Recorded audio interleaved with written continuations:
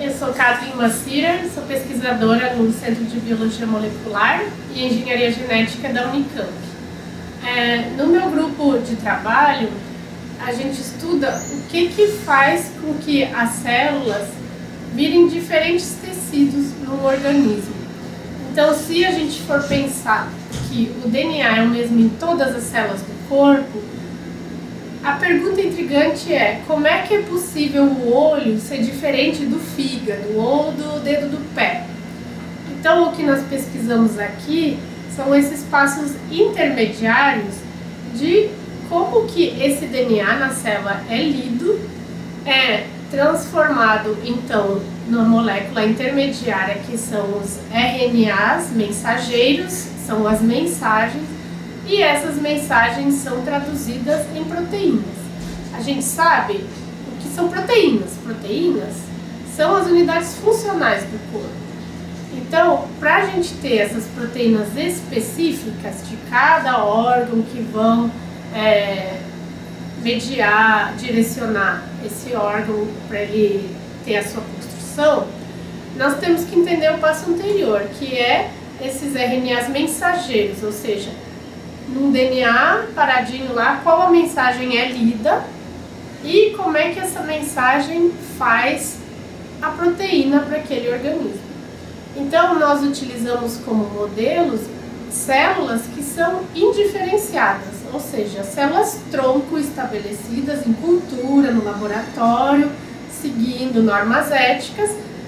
Essas células, elas podem ser diferenciadas em neurônios ou em cardiomiócitos, e outros grupos de pesquisa, inclusive, já conseguem pegar essas células, injetar no coração e ajudar na recuperação de um infarto.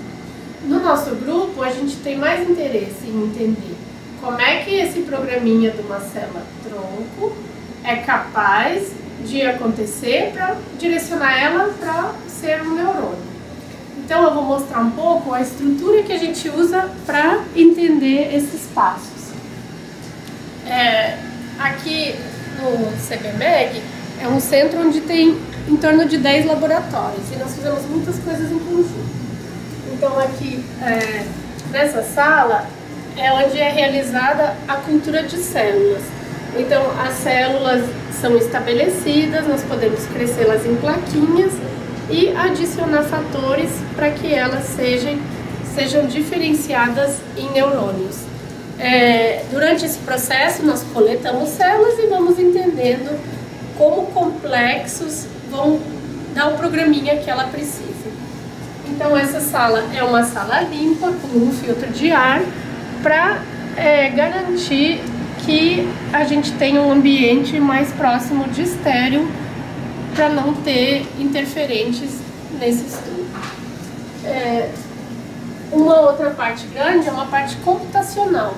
Quando a gente coleta esses dados, a gente precisa analisar dados de genoma, de transcrição de RNA, e a gente consegue fazer isso numa larga escala. A parte do laboratório, essa daqui, onde a gente faz experimentos de biologia molecular. Então, os alunos de pós-graduação, eles trabalham com amostras de célula, conseguem extrair esses RNAs e avaliar esse conjunto de mensagens da célula numa escala muito grande.